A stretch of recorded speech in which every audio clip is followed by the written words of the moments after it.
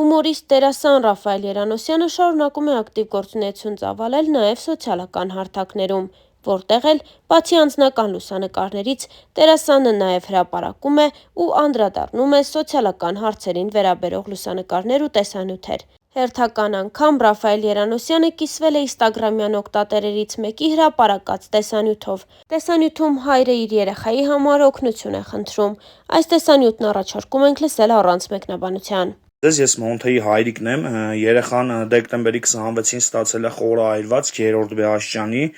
երեխային մի անգամ արել են միջամտություն, մի անգամ վիրահատական միջամտություն, մաշկի փոխպատվաստում են կատարել Երևանում այրվածքաբանականում,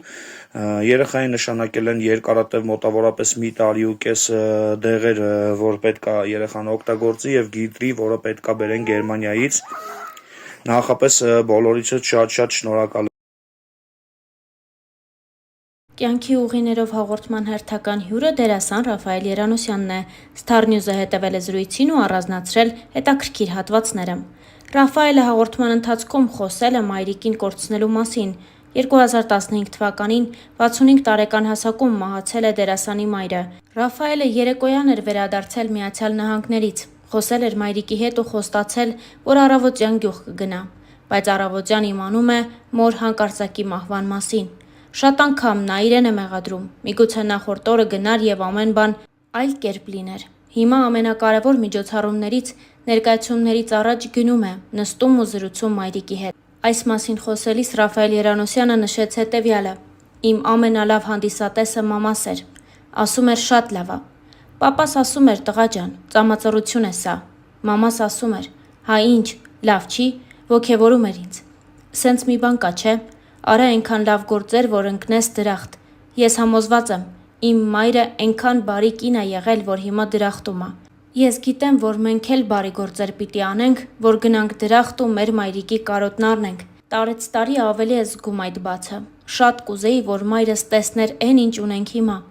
Ուրիշ է մայրական ջերմությունը, մեկ ա որ փանում ես հենց մամայից հետո։ Ճիշտ ա, պապան մեր կողքին ա, արարում ա, սարի պես մեր մեջքին կանգնած ա, հորաքույրս, Նախշունը, որ ամեն ինչ անում ա, որ տանը մամայի բացակայությունը չես զգում, որովհետև տունը մաքուր ա, շեն ա, ուտելիք կա, դուռը բաց ա, բայց միևնույն է, կա մի հատ բաց, որ էդ միայն մաման կարող էր լրացնել։ Իմ ընկերներն էլ շատ լավ գիտեն, ես էդ ամենաշատն եմ հումորի տալիս, քանի որ եթե լրջացնեմ, կարող ա գժվեմ կարոտից։ Հումորի եմ տալիս, որովհետև իմ մաման շատ բարի, հյուրասեր, սիրված, էն լավ հարսն ա եղել մեր ազգի համար։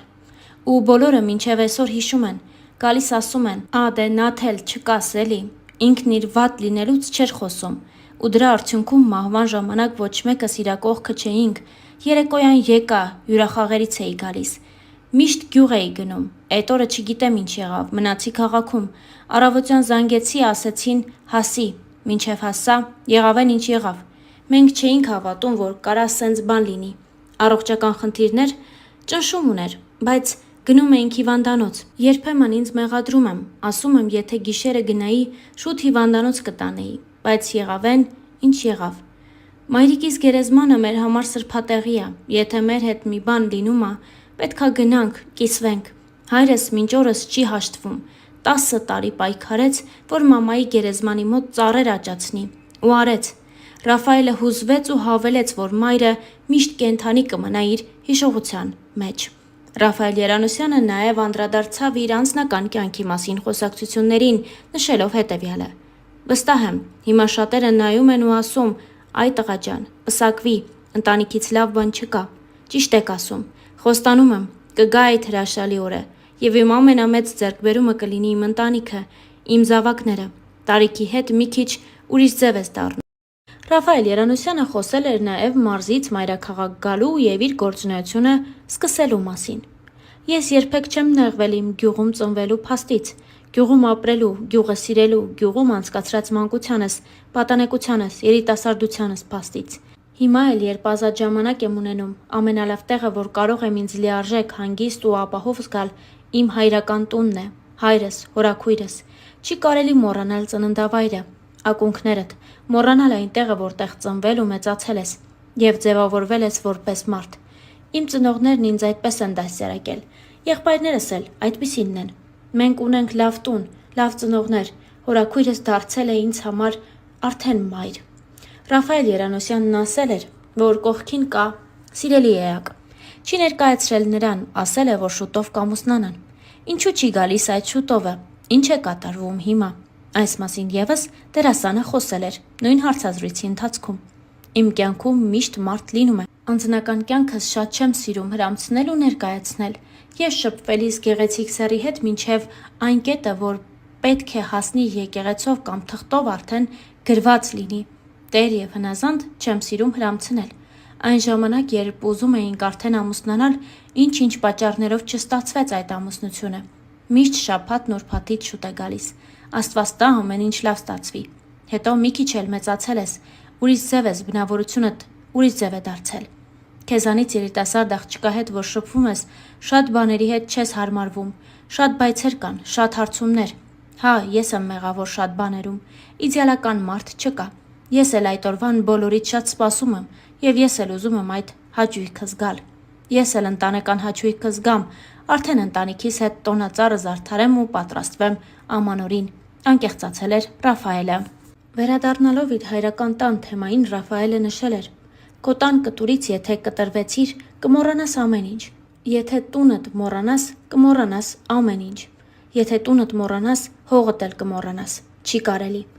Այսօրվա երիտասարդները գուցե չհասկանան, թե մենք ինչի միջով ենք անցել։ Մեր ծնողները հերոսներ են եղել։ 90-ականներին, երբ ոչինչ չկար ու մենք դա չէինք գիտակցում, իրենք ամեն օր արել են ամեն ինչ, որ մենք ունենանք անհոգ մանկություն։ Լույս չկար, օր է եղել, որ ճաշը միայն կարտոֆիլով է եղել, բայց մենք այդ պահին չենք գիտակցել։ Կերել ենք ու դա աշխարհի ամենահամեղ ճաշն էր, որովհետև մայրիկն էր պատրաստել։ Նշել էր Ռաֆայել Երանոսյանը։ Ռաֆայել Երանոսյանը շատ ակտիվ գործունեությանը զուգահեռ շատ հաճախ նաև մասնակցում է տարբեր հարցազրույցների։ Այս անգամ եւս Իմունիտետ հաղորդման հյուրը Ռաֆայել Երանոսյանն էր։ Զրույցի ընթացքում Ռաֆայել Երանոսյանը նշել էր. Հիմա դժվարացել է ամեն ինչի մասին խոսելը։ Նախ մարդկանց հոգեվիճակն է ուրիշ ձև դարձել։ Բոլորը նյարդայնացած են, ճղայնացած են։ Գիտեք ինչքան են գրում, այ կապիկ, մեյմուն, չգիտես ինչ ասես։ Ինչ որ խոսես, ինչ ասես մեկ է, ինչ որ մեկը կողքից գալու է ու քեզ մեղադրի։ Չենք կարա չէ բոլորս նույն ձև մտածենք։ Երբ որ հայ կինն է հայհոյում ու անիծում, երբ որ հայ տղամարդն է կնոջը հարվածում, կուժն ու կուլան խառնվում են իրար։ Բայց ախր մենք լավն ենք, որտեղից է հայտնվում այդ զանգվածը, որ հայհոյում է, պառակտում է։ Ժամանակները հիմա փոխվել են։ Չկա նենց մարդ, որ հիմա ասի. ես աշխարհի ամենաերջանիկ մարդն եմ։ Ես երջանիկ մարդ եմ, այնքանով, որքանով այս պահին ապրում եմ իմ ընկերների, ծնողիս, հորաքրոջս իմ մասնագիտությամբ եմ զբաղվում,